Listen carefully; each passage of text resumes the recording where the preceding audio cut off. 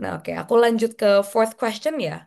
Mungkinkah smart contact atau AI bisa menjadi hakim virtual yang efisien dalam menyelesaikan perselisihan di dunia digital? Dan teknologi apa yang menurut Bapak bisa menjanjikan itu semua? Bisa dimulai dari Prof. Supancana nih, gantian. Iya, terima kasih. Ini luar biasa pertanyaannya ya. Ini pertanyaannya Jenar atau pertanyaannya eh, teman-teman atau pertanyaannya expert? Karena kalau kalau saya dengar pertanyaan ini benar-benar seperti seorang expert dan bagus menurut saya pertanyaan yang bagus. Dari mana Jenar pertanyaannya kalau boleh tahu? Eh, ini dari saya semua sih Pak, jujur saya yang Keren. bikin terms of reference-nya. Keren. As a student ambassador, Anda keren banget. Ya, saya harus sampaikan itu. Ya, kita pertama-tama saya ingin share ya. Jadi persoalan-persoalan seperti ini di Bali International Arbitration and Mediation Center itu sudah menjadi perhatian kita. Jadi pada waktu tahun 2019 kita menyelenggarakan namanya BMC Arbitration and Mediation Summit di Bali tahun 2019. Topik utama kita adalah navigating kemajuan teknologi dan implikasinya bagi penyelesaian sengketa. Termasuk ini ya. Saya cerita sedikit.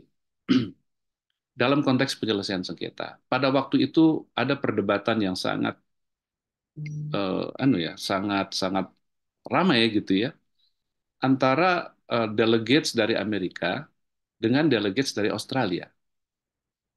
Delegates dari Amerika mengatakan dengan kemajuan teknologi termasuk AI, machine learning, deep learning dan lain sebagainya, itu fungsi penyelesaian sengketa melalui arbitrase bisa kita serahin kepada AI atau machine learning atau deep learning.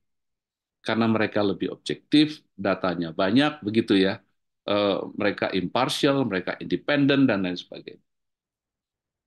Tetapi delegasi Australia mengatakan nggak bisa kayak gitu. Meskipun kemajuan teknologinya udah luar biasa, tapi kita nggak bisa begitu. Karena bagaimana kalau putusan yang dibuat itu mengandung kesalahan? Who shall be liable? Apakah mesin bisa dimintakan liability-nya? Nggak bisa. Hanya manusia yang bisa dimintakan liability-nya. Kemudian mesin tidak mungkin tidak mempunyai empathy, ya, tidak mempunyai kemampuan untuk membuat subjective decision, itu hanya mampu dilakukan oleh manusia. Nah, celakanya pada waktu diskusi itu, karena saya adalah tuan rumah, saya diminta untuk menyampaikan semacam concluding gitu ya, concluding remarks yang terkait dengan perdebatan yang wah, saya pusing juga pada waktu itu. Bagaimana saya harus menghadapi dua pendekatan yang mungkin rada rada rada ekstrim. Saya mengatakan pada waktu itu bahwa teknologi adalah buatan manusia. Teknologi fungsinya sebagai enabler. Dia mempermudah manusia dalam bekerja, ya.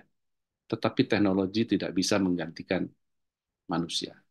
Tetap there should be some human intervention or human control. Ternyata kalau kita baca misalnya di European Union General Data Protection Regulation terkait dengan automated processing data, itu dinyatakan bahwa nggak bisa dilakukan secara fully automated, secara autonomous without human intervention. Harus ada human intervention. Ya, jadi misalnya smart contract, oke, okay, untuk mempermudah, tapi at the end harus ada human intervention. Kemudian teknologi mana yang mungkin paling paling bisa digunakan? Saya rasa teknologi metaverse sendiri itu terdiri dari berbagai teknologi, ya kan? Ada augmented reality, ada virtual reality, ada mixed reality, gitu ya. Ada immersive teknologi, ada Web3, gitu ya. Jadi nggak ada satu teknologi yang akan bisa menyelesaikan persoalan ini. Teknologi berkembang, macam-macam teknologi juga berkembang, ya kita harus kemudian melihat bagaimana ke depannya. Ya, mungkin ada teknologi-teknologi baru.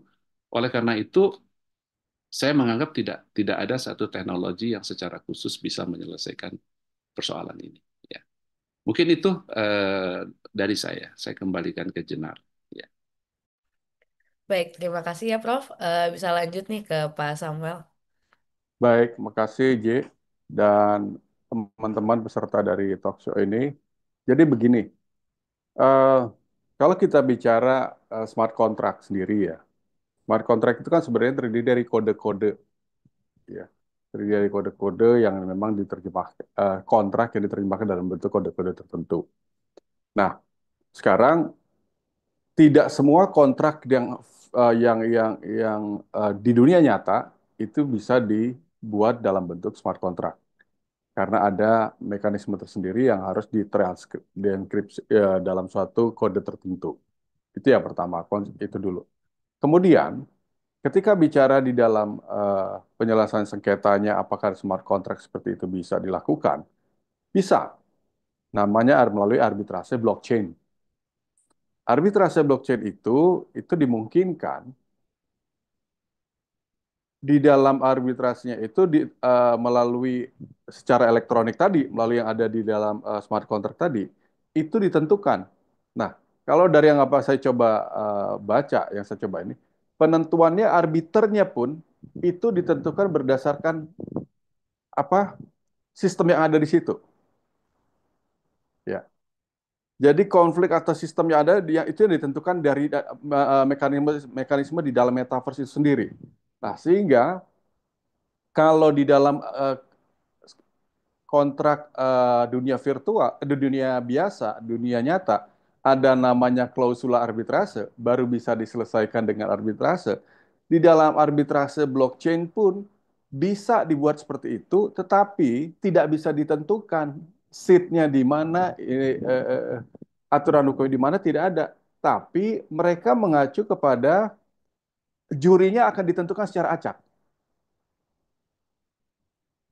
Jurinya ditentukan secara acak berdasarkan token yang mereka punya. Nah, jadi setiap ada di orang-orang pihak-pihak di situ itu akan terlibat di dalam dunia metaverse tadi. Nah, jadi ini pembedanya. Kalau di dalam arbitrase dunia nyata kita bisa tentukan arbiternya siapa dan forumnya di mana, tetapi dalam dunia arbitrase di metaverse, namanya arbitrase blockchain tadi, kita nggak bisa tentukan. Itu semua sistem yang terjadi. Bahkan jual belinya pun itu kan secara otomatis jalan. Transaksinya kan otomatis. Jika ketemu ini pembeli dan ketemu penjual, otomatis kan bertemu ketika apa yang menjadi kehendak para pihak ini ketemu, maka terjadilah transaksinya. Nah, itu di dalam dunia metaverse, pihaknya tidak ketemu, tapi sistemnya yang mempertemukan. Sistemnya yang mempertemukan sehingga terjadilah transaksi tadi. Nah, jadi kalau kita tanya bahwa bisakah di dalam smart contract dirumuskan satu klausul arbitrase? Ada, bisa. Bahkan di dalam platform-platform yang ada tadi, dia punya web yang memang ada klausulnya sendiri. Di webnya dia, di tempatnya mereka, itu dia ada klausulnya sendiri untuk mekanisme penyelesaian sengketa. Tapi memang bedanya tadi, tidak ada seatnya di mana, hukum yang berlaku yang mana, tidak ada. Semua dilakukan dengan sistem penentuan jurinya pun secara acak dilakukan di dalam metaverse. Nah, itu J yang mungkin teman-teman peserta yang bisa saya tambahkan. Terima kasih. Oke, terima kasih Pak Samhut. Nah, jadi ini yang tadi aku dapat, kalau bahwasannya sebenarnya sesuai objektif AI atau metaverse atau any tech yang udah bisa ngebantu kita di apa namanya in law itu sebenarnya valid dan bisa karena mereka objektif ya. Tapi kembali lagi karena mereka itu nggak punya rasa empati atau apa, mungkin ada kesalahan yang nggak bisa yang fatal banget nih kan banyak nih kasus-kasus tuh yang sebenarnya kayak terbukti dia salah kayak gini, cuma dilihat dulu dong apa sisinya kenapa dia gini gini gini. Itu kalau di AI mungkin nggak bisa ditangani apa karena dia nggak punya those feelings we as human has. Iya betul. Oke.